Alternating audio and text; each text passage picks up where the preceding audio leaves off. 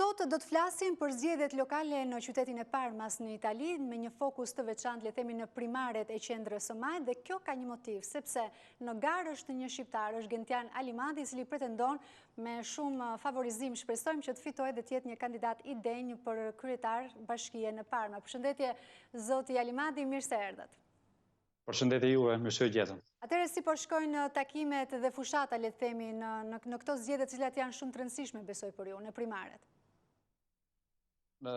Fushata është në një moment shumë të rëndësishëm, ka hyrë në një moment shumë të interesant, sepse përbëjnë takimet të ndryshme nga 5 kandidatët që përbëjnë këto, që janë futur në konkurim në këto primarje, që do t'i përktheja për teleshikuesit shqiptar në një farë eliminatoresh të nevojshme për të nxjerrë një kandidat të vetëm nga qendra e Majt.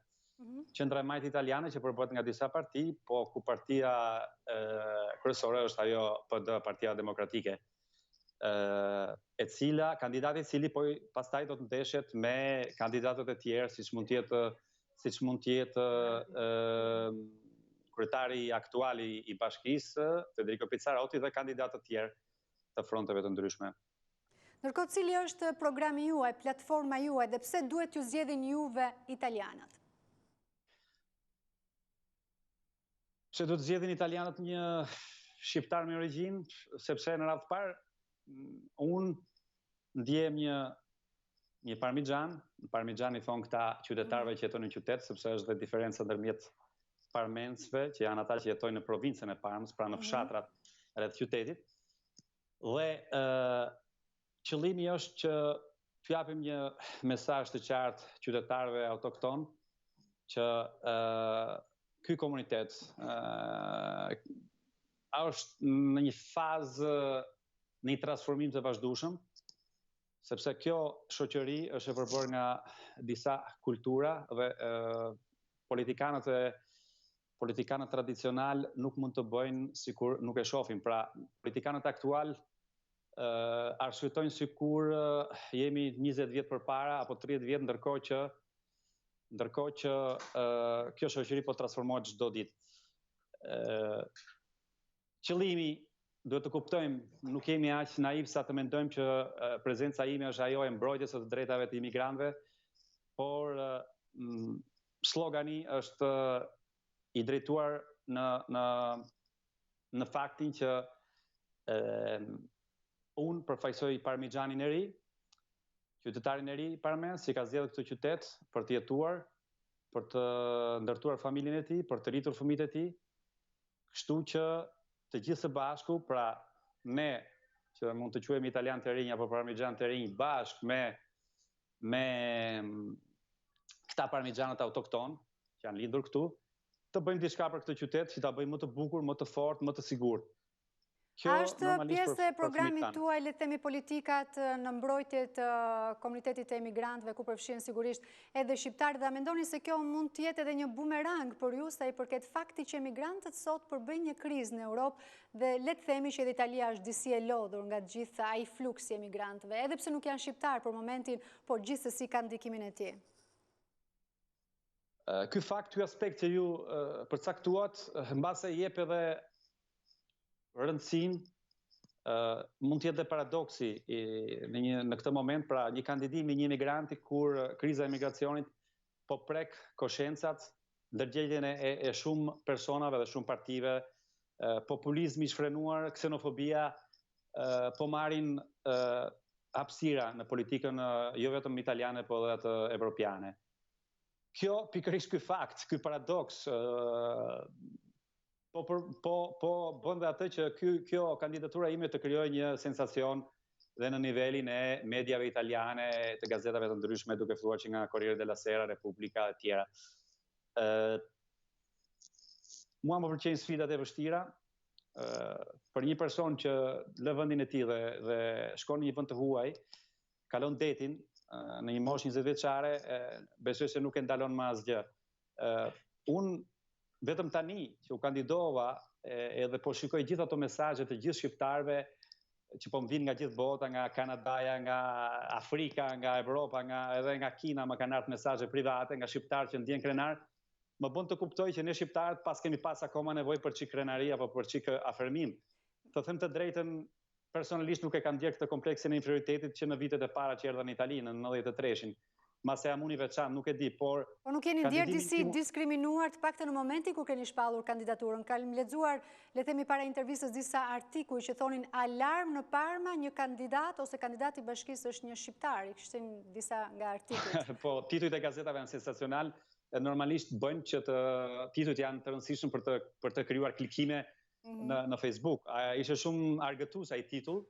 Unë e marr me ironi, ishte një titull ironik normalisht edhe me filozofi.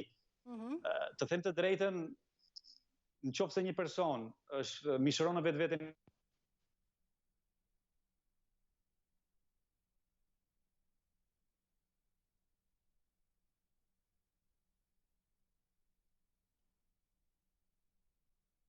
Kemi një problem audio në fakt, zoti Alimadi, nuk e di nëse mund të kontrolloni pak mikrofonin? Nuk dëgjohet ende.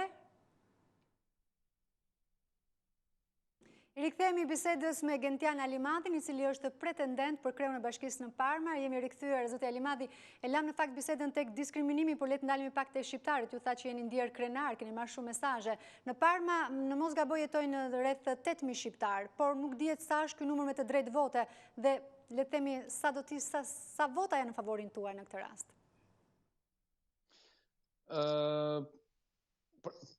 Trajtuam temën e diskriminimit dhe thash që nuk jam der kur i diskriminuar, edhe pse mund të më kenë ardhur ofenza të ndryshme nga persona, unë i kam marrë me të qeshur, të them të drejtën.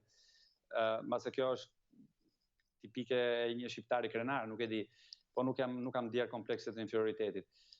Për sa i përket faktit të votave, shqiptarët në shkallë province janë gati 8.000 shqiptarë, dhe në shkallë qyteti mund t'jenë diku te 4.000 shqiptarë. Me të drejtë vote mund t'jenë rreth 1.500-2.000 shqiptarë. Votat e mia, unë s'u kam llogaritur sepse herë e parë që bëj provë, kështu që s'mund të them se sa shqiptarë do votojnë apo të huaj. Mund t'ju them, por mund t'ju them që kam mbështetjen e gjithë komuniteteve të huaja, dhe jo vetëm. Kohët e fundit kam vënë re që kam mbështetjen edhe disa parmigjanëve, mund të themi ata parmigjanët që kanë një mendje të hapur. Parmigjanët janë treguar shumë të rëndësishëm dhe dita ditës po më kontaktojnë edhe duan të afrojnë për të më ndihmuar, për të ofruar ndihmën e tyre. Ekspertë ndryshëm të fushave të ndryshme që do jenë shumë të nevojshme për të përgatitur në detaje programin, po më afrojnë. Normalisht që kemi edhe mbështetje nga Roma.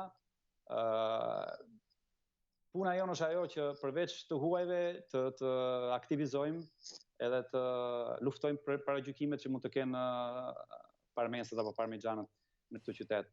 Besoj se do e arrijmë. Ju jeni në garë edhe me 4 kandidatë të tjerë, ndërkohë që le të themi në mos gaboj Nicola Dall'Oglio është ai që flitet si më i favorizuar, por edhe ju keni një mbështetje mediatike apo jo? Cilit i trembeni më shumë, le të themi, nga 4 kandidatët? Si shqiptar krenar, do thosha që nuk i trembem asnjërit. Nuk është se kanë ndonjë supremaci. Dikush mund të jetë mbështetur nga ndonjë industrialist i fortë, edhe pse industrialistët këtu zgjedhin karrën që fiton, kështu që asnjë nuk krijon preferenca në këtë fazë që jemi ne. Nuk më tremb asgjë, eksperienca ime, sensacionet e mia, përvoja ime e jetës, pra krijon avantazhe në disa pika. Çështja e sigurisë në këtë qytet, i kriminalitetit, besoj se unë mund ta trajtoj me një sensibilitet të ndryshëm duke ditur që bëj avokatin penalist. Imigracionin, merrem me imigracionin, janë tema, klandestinët, kam qenë dhe vetë klandestin, jam baba, kam qenë student, pra figura ime përfshin disa karakteristika që mund të më lejojnë mua që të kem një sensibilitet dhe t'jap zgjidhje problematikave që ky qytet mund të ketë në këtë moment.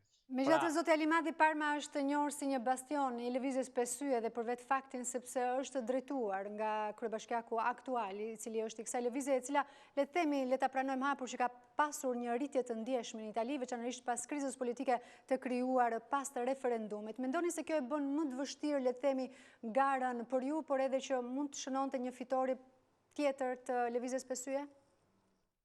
Po ju informoj për dovere di cronaca, për detyrim kronike, që lëvizja e 5 yjeve në Parma përfundoi me përjashtimin e Pizzarotit, e kryebashkiakut aktual, i cili ka krijuar edhe një listë civike, një listë qytetare, domethënë, nuk i përket asnjë partie, kështu që është shumë e mundur që mos të ketë një prezantim të lëvizjes 5 yje në Parma, pra mos të ketë një grupim, sepse Pizzaroti, që ishte ai që mishëronte këtë grupim, ka dalë, është përjashtuar dhe ka dalë nga ajo partia apo lëvizje. Për shkak të akuzave apo jo? Po për shkak të akuzave të ndryshme, pse nuk e tregoi atyre që ishte i hetuar etj.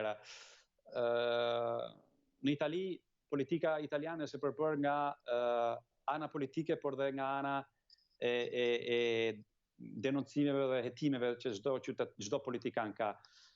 Në fakt, unë para se të kandidosha, thash që mund të më bëjnë, çfarë mund të më bëjnë këta, sepse kundërshtarët politik të bëjnë të gjitha për të, nuk është vetëm në Shqipëri, bëjnë të gjitha për të krijuar në një problem.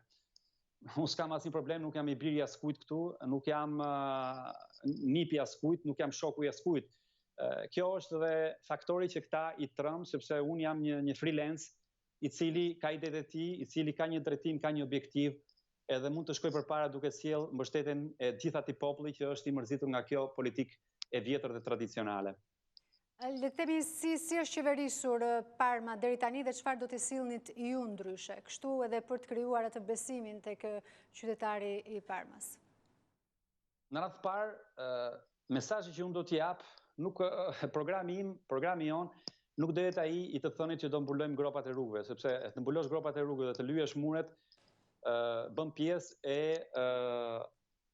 e politikës normale të një administrate publike. Duhet të kuptojmë që një bashki është si një ndërmarrje e cila duhet të organizohet, të krijojë një makinën e saj organizative, dhe roli një kryebashkiaku nuk është ai të jetë specialist në diçka, është atij që duhet të marrë vendimet e duhura në momentin e duhur, të rrethohet nga njerëz të aftë që secili prej tyre të bëj punën që i takon dhe të krijojë një koordinim të tillë, pra të koordinojë gjithë të makinë bashkiake. Çfarë duhet të bëjmë për këtë qytet? Një revolucion kulturor. Ajo që unë ofroj edhe që do i propozoj qytetarëve të Parmës është një revolucion, një operacion kulturor. Çfarë do të thënë? Integracion kulturor nuk do të thotë ai që është thënë deri tani, italianët të integrohen me shqiptarët. Integracion kulturor do me thënë që edhe italianët integrohen me njëri tjetrin. Nuk është Italia, nuk është Parma, nuk është Italia e 25 vjetëve më përpara, ku lijeshin dyert hapur, siç na kujton dhe Shqipërinë e viteve 70 apo 80, që komshinët komunikonin me njëri tjetrin. Këtu tani vdes komshiu tek dera përballë, i komshiu tjetër nuk e njeh, edhe marrin vesh që ka vdekur vetëm kur merr erë. Kjo është shoqëria, kjo është jeta sociale që jetohet në këtë moment. Njerëzit rinë për shpira, plejt rinë për shpira nuk jetojnë qytetin. Unë sot këtu jam në një sallë ku vinë shumë të moshuar që lozin një cirkolo dhe erdha për të folur të moshuarve. Të moshuarit për mua janë një pikë dobët, mua më ka rritur shpesh edhe gjyshja, kështu që e kam pikë të dobët. Zoti Alimadi, na ka përfunduar koha, po vetëm shkurtimisht me një fjali duhet të më thoni pse zgjodhet Partinë Demokratike? Unë s'kam zgjedhur asnjë parti në radhë parë sepse jam pa parti. Unë jam një civiko, por jeni brenda qendrës së majt apo jo? Patjetër. Jam brenda qendrës së majt sepse vlerat e qendrës së majt mund ta përfaqësojnë ne si emigrant. S'ka lidhje fare majta shqiptare me të majtën italiane.